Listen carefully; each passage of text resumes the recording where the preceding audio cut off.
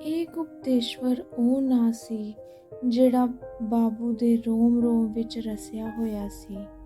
ਉਹ ਗੁਪਤੇਸ਼ਵਰ ਦੀਆਂ ਕਿਤਾਬਾਂ ਨੂੰ ਕਿਤਨੀ ਸ਼ਰਧਾ, ਕਿਤਨੇ ਪਿਆਰ ਤੇ ਕਿਤਨੀ ਰੂਹ ਨਾਲ ਪੜ੍ਹਿਆ ਕਰਦਾ ਸੀ।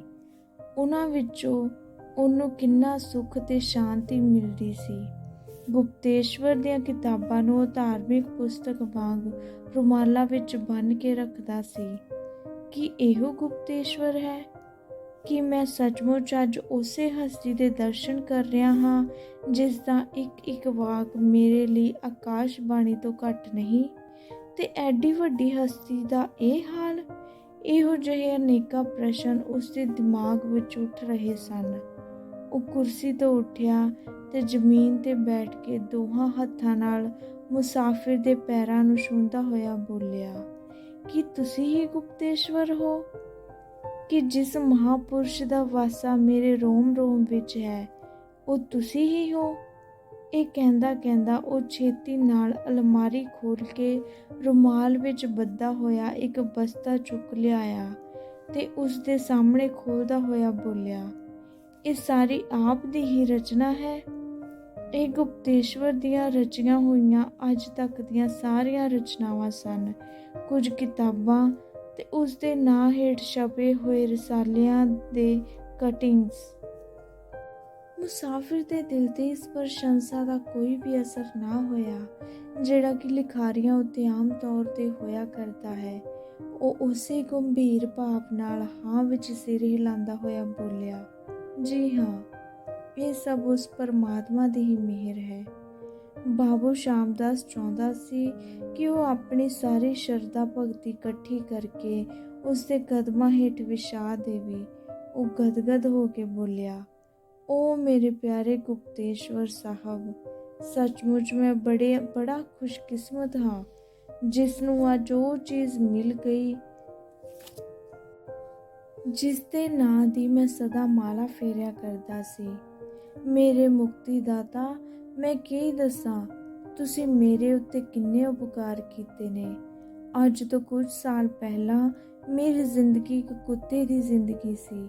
ਸਾਰੀ ਦੁਨੀਆ ਦੇ ਐਬ ਤੇ ਬੁਰਾਈਆਂ ਮੇਰੇ ਵਿੱਚ ਸਨ ਤੇ ਉਹਨਾਂ ਉੱਤੇ ਛਾਤੀ ਠੋਕ ਕੇ ਫਖਰ ਕਰਿਆ ਕਰਦਾ ਸੀ।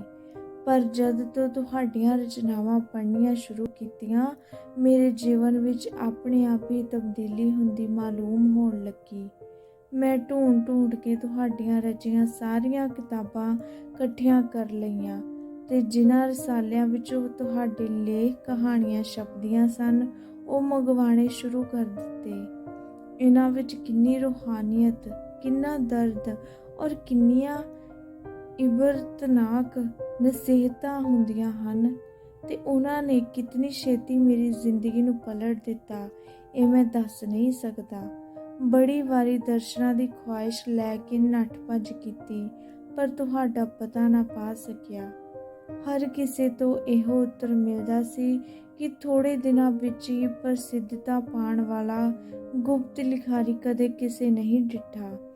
ਤੁਸੀਂ ਇਤਨੀ ਛੇਤੀ ਮਸ਼ਹੂਰੀ ਹਾਸਲ ਕਰ ਲਈ। ਗੁਪਤੇਸ਼ਵਰ ਸਾਹਿਬ, ਇਸ ਬੈਠਕ ਤੇ ਅੱਜ ਤੋਂ ਕੁਝ ਅਰਸਾ ਪਹਿਲਾਂ ਸ਼ਰਾਬੀਆਂ, ਜੁਆਰੀਆਂ ਤੇ ਕਈ ਹੋਰ ਐਬੀਆਂ ਦਾ ਜਮਘਟਾ ਹੁੰਦਾ ਸੀ ਤੇ ਮੈਂ ਉਹਨਾਂ ਸਭਨਾਂ ਦਾ ਸਰਦਾਰ ਸਾਂ।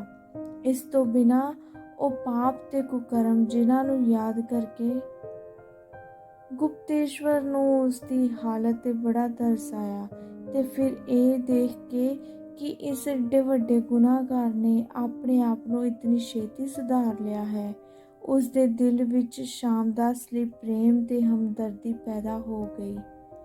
ਉਹ ਉਸ ਨੂੰ ਪਿਆਰ ਨਾਲ ਬਾਹੋਂ ਫੜ ਕੇ ਕੁਰਸੀ ਤੇ ਬਿਠਾਉਂਦਾ ਹੋਇਆ ਬੋਲਿਆ, ਮੇਰੇ ਬਜ਼ੁਰਗਵਾਰ, ਮੈਂ ਆਪ ਵਰਗੇ ਖੁਸ਼ਕਿਸਮਤ ਨੂੰ ਵੇਖ ਕੇ ਬੜਾ ਪ੍ਰਸੰਨ ਹੋਇਆ ਹਾਂ ਕਿ ਤੁਸੀਂ ਆਪਣੇ ਆਪ ਨੂੰ ਪਾਪਾਂ ਦੇ ਉਸ ਟੋਏ ਵਿੱਚੋਂ ਕੱਢ ਲਿਆ ਹੈ ਜਿਸ ਚੋਂ ਨਿਕਲਣਾ ਨਾਮੁਮਕਿਨ ਦੇ ਬਰਾਬਰ ਸੀ।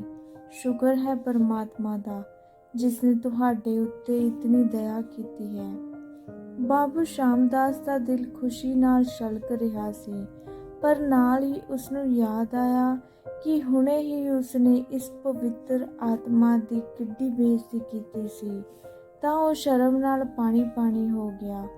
ਗੁਪਤੇਸ਼ਵਰ ਦੇ ਪੈਰ ਫੜ ਕੇ ਬੋਲਿਆ, ਮੈਨੂੰ ਬਖਸ਼ ਲਓ, ਮੈਂ ਅੱਜ ਕਦੇ ਨਾ ਬਖਸ਼ੇ ਜਾਣ ਵਾਲਾ ਗੁਨਾਹ ਕੀਤਾ ਹੈ। ਆਪਣੇ ਪੈਰਾਂ ਤੋਂ ਉਸ ਦੇ ਹੱਥ ਚੁੱਕਦਾ ਹੋਇਆ ਗੁਪਤੇਸ਼ਵਰ ਬੋਲਿਆ, ਉਹ ਬਜ਼ੁਰਗੋ, ਇਸ ਤਰ੍ਹਾਂ ਕਰਕੇ ਮੈਨੂੰ ਨਰਕਾਂ ਦਾ ਭਾਗੀ ਨਾ ਬਣਾਓ। ਤੁਸੀਂ ਉਮਰ ਵਿੱਚ ਮੇਰੇ ਪਿਤਾ ਸਮਾਨ ਹੋ। ਬਾਬੂ ਬੋਲਿਆ, ਇਹ ਤਾਂ ਠੀਕ ਹੈ, ਪਰ ਅਕਲ ਵੱਡੀ ਹੈ ਕਿ ਭੈਂਸ। ਇਸ ਤੋਂ ਬਾਅਦ ਉਸਨੇ ਬਾਕੀ ਗੱਲਾਂ ਨੂੰ ਕਿਸੇ ਹੋਰ ਵੇਲੇ ਲਈ ਛੱਡ ਕੇ ਸਭ ਤੋਂ ਪਹਿਲਾਂ ਗੁਪਤੇਸ਼ਵਰ ਨੂੰ ਨਾਵਲ ਸੁਣਾਉਣ ਲਈ ਬੇਨਤੀ ਕੀਤੀ। ਗੁਪਤੇਸ਼ਵਰ ਨੇ ਕਿਹਾ, ਸੁਣਾਉਂਦਾ ਹਾਂ, ਪਰ ਇਹ ਕਾਫੀ ਵੱਡੀ ਕਿਤਾਬ ਹੈ। ਮੇਰਾ ਖਿਆਲ ਹੈ ਤੁਸੀਂ ਇਸ ਨੂੰ ਸੁਣਦੇ ਸੁਣਦੇ ਅੱਕ ਜਾਓਗੇ। ਕੀ ਕਿਹਾ? ਜੇ ਅੱਕ ਜਾਵਾਂਗਾ? ਬਸ਼ਰਤੇ ਕਿ ਤੁਸੀਂ ਸੁਣਾਉਂਦੇ ਸੁਣਾਉਂਦੇ ਨਾ ਅੱਕ ਜਾਓ। ਮੇਰੇ ਲਈ ਤਾਂ ਪਾਣੀ ਪੀਣਾ ਹਰਾਮ ਹੈ ਜਦ ਤੱਕ ਸਾਰੀ ਨਾ ਸੁਣ ਲਵਾਂ। ਤਾਂ ਅੱਜ ਦੀ ਰਾਤ ਆਪ ਨੂੰ ਜਗਰਾਤਾ ਕੱਟਣਾ ਪਵੇਗਾ। ਭਾਵੇਂ ਮੈਂ ਇਸ ਨੂੰ ਬਹੁਤ ਛੇਤੀ ਪੜ੍ਹ ਲਵਾਂਗਾ ਤਾਂ ਵੀ ਘੱਟੋ ਘੱਟ 8-10 ਘੰਟੇ ਇਸ ਦੇ ਪੜ੍ਹਨ ਲਈ ਚਾਹੀਦੇ ਹਨ। ਭਾਵੇਂ 10 ਦਿਨ ਸੁਣਾਉਂਦੇ ਰਹੋ, ਮੈਂ ਅੱਖ ਨਹੀਂ ਲਾਵਾਂਗਾ। ਚੰਗਾ, ਤਾਂ ਸੁਣੋ ਫੇਰ। ਬਾਬੂ ਨੇ ਬਿਜਲੀ ਦਾ ਬਲਬ ਉਸ ਦੇ ਸਾਹਮਣੇ ਵੱਲ ਕਰਕੇ ਟੰਗ ਦਿੱਤਾ ਤੇ ਫਿਰ ਬੋਲਿਆ, ਹਾਂ ਜੀ, ਕਰੋ ਸ਼ੁਰੂ। ਗੁਪਤੇਸ਼ਵਰ ਨੇ ਟਾਈਟਲ ਵਾਲਾ ਵਰਕਾ ਚੁੱਕ ਕੇ ਸਾਹਮਣੇ ਵਾਲੀ ਤਰਪਾਈ ਤੇ ਰੱਖਿਆ ਤੇ ਨਾਵਲ ਸੁਣਾਉਣਾ ਸ਼ੁਰੂ ਕੀਤਾ।